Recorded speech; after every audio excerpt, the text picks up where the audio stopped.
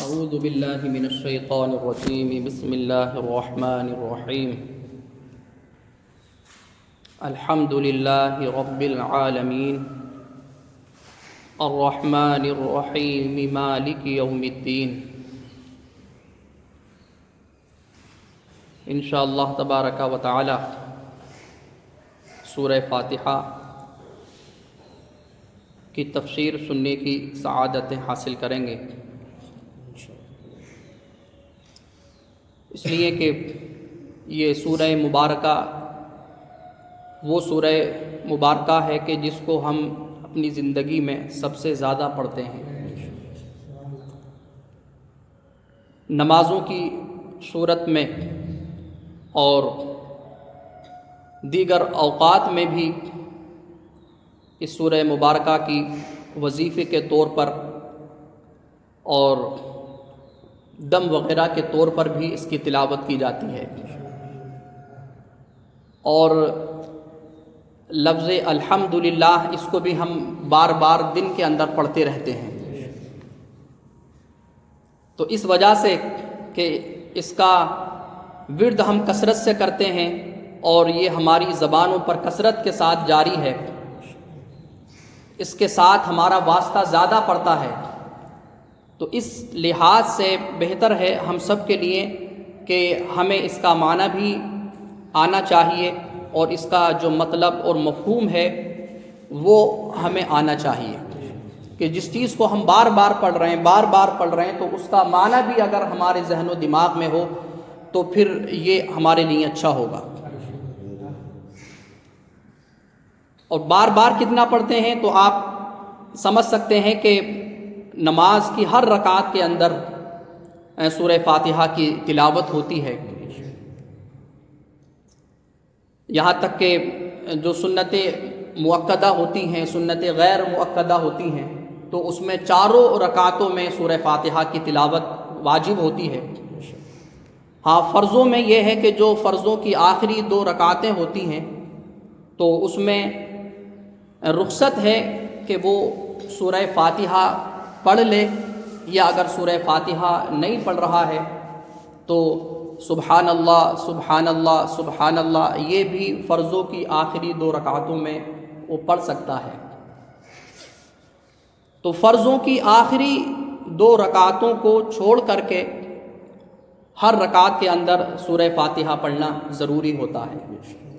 بس ایک نماز جنازہ ہے کہ اس میں سورہ فاتحہ نہیں پڑھی جاتی، باقی اس کے علاوہ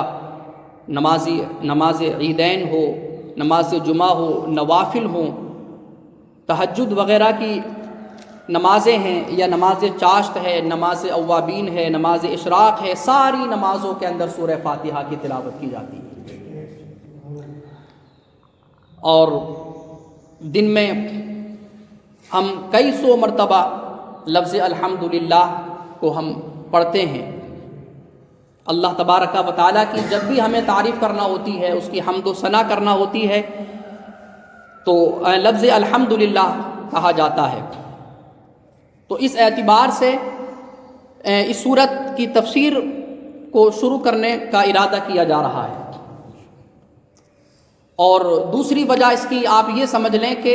سورہ فاتحہ یہ قرآن شریف کی سورتوں میں سب سے عظیم سورت ہے، سب سے بڑی سورت ہے، الفاظ کے اعتبار سے نہیں بلکہ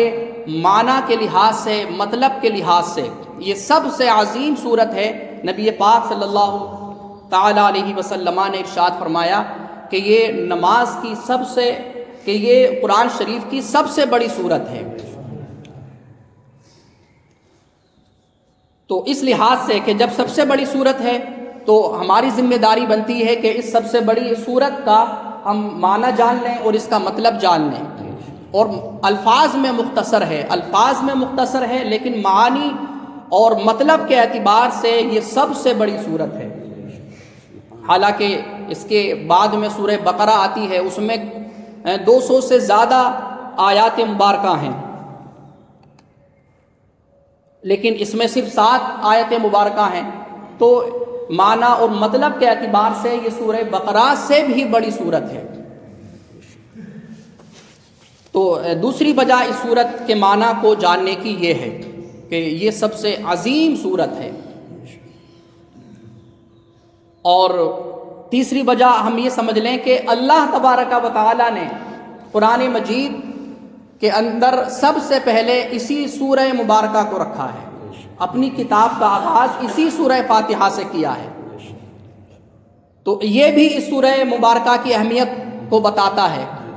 کہ یہ سورہ مبارکہ ساری صورتوں میں کچھ الگ شان رکھتی ہے، اس کا کچھ الگ مقام ہے اللہ کے یہاں۔ تو اللہ تبارک و تعالی نے اسی وجہ سے اس صورت کو تمام صورتوں پر مقدم کیا ہے، اور اس صورت کو اللہ تبارک و تعالی نے سب سے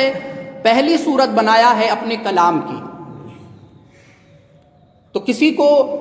مقدم کرنا اور کسی کو آگے رکھنا یہ اس کی شان کی دلالت ہوتی ہے اور اس کی عظمت کی دلالت ہوتی ہے۔ تو اس نظریے سے بھی ہمارے دلوں میں ہونا چاہیے کہ اللہ رب العزت نے اس صورت کو مقدم کیا ہے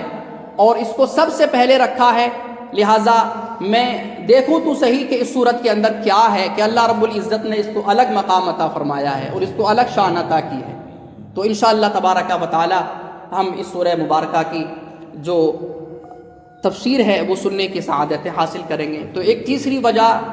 اس صورت کو رکھنے کی یہ ہے، اور یہ بات جو کہی گئی کہ کسی کو مقدم کرنا، کسی کو اول درجہ دینا، یہ اس کی عظمت کی دلیل ہے، یہ عقلوں میں آنے والی بات ہے۔ اور سب سے عمدہ چیز کو اول رکھا جاتا ہے اور پھر اور چیزوں کو بعد میں رکھا جاتا ہے، تو اس کو اللہ تبارک و تعالی نے اول رکھا اور اس کو سب سے پہلا درجہ دیا، تو یہ اس کی عظمت کی دلیل ہے۔ لیکن اس سے ہمیں یہ نہیں سمجھنا ہے کہ باقی جو اللہ تبارک و تعالی کا کلام ہے تو ایسا نہیں کہ وہ باعظمت نہ ہو، نہیں، اللہ رب العزت کا سارا کلام باعظمت ہے، چاہے سورہ بقرہ ہو، سورہ آل عمران ہو، سورہ نساء ہو، ساری جو صورتیں ہیں سورہ ناس تک، ہر صورت کا مقام اور مرتبہ ہے، اور سارا اللہ ہی کا کلام ہے، سارا ہی کلام اللہ کا بے مثال اور لاجواب ہے، اس کا کسی کے پاس کوئی جواب نہیں۔ لیکن اللہ تبارک و تعالی نے اپنے حکمت سے، اپنی رحمت سے کسی کو الگ الگ مقام عطا فرمایا ہے۔ ہم اور آپ بھی کسی کو کوئی چیز دکھاتے ہیں تو ہماری یہ نیت ہوتی ہے کہ اس کے سامنے سب سے اچھی چیز پہلے رکھی جائے اور باقی چیزیں اس کے سامنے نہیں رکھی جاتی۔ لیکن اللہ تبارک و تعالیٰ کا تو ویسے سارا ہی کلام عمدہ ہے، لیکن اللہ تبارک و تعالیٰ نے پھر بھی اس سورہ مبارکہ کو سب سے پہلے انسانیت کے سامنے رکھا ہے اور ہمارے سامنے رکھا ہے۔ یہاں تک اس کے بارے میں آیا ہے کہ اس سورہ مبارکہ کے اندر سارا قرآن مجید جمع ہے، سورہ فاتحہ کے اندر سارا قرآن مجید جمع ہے، اور پھر بتاتے ہیں کہ پھر یہ جو سورہ مبارکہ ہے، یہ سورہ مبارکہ لفظ ایاک نعبد کے اندر جمع ہے، جو اس میں چوتھی آیت مبارکہ ہے، ایاک نعبد، تیری ہی ہم عبادت کرتے ہیں۔ تو پورا قرآن مجید سورہ فاتحہ میں جمع کر دیا گیا اجمالاً اختصاراً، یعنی جو قرآن مجید میں تفصیل کے طور پہ اللہ تعالیٰ نے ارشاد فرمایا ہے اور وضاحت کے ساتھ ارشاد فرمایا ہے، اس کو اختصار کے طور پہ اللہ تعالیٰ نے سورہ فاتحہ کے اندر رکھ دیا ہے۔ یہ اللہ رب العزت کی قدرت ہے کہ وہ بڑی سے بڑی چیز کو چھوٹی سی چھوٹی چیز میں رکھ دے۔ تو سارا